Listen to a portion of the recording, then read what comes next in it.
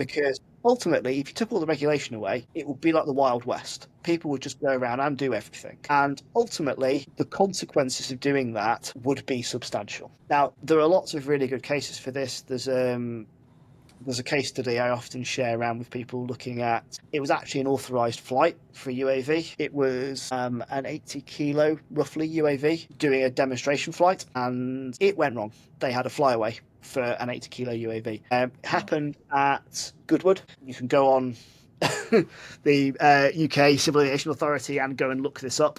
They've got a beautiful view of the Isle of Wight from 5,000 feet. I think it's 5,000 feet before the batteries died.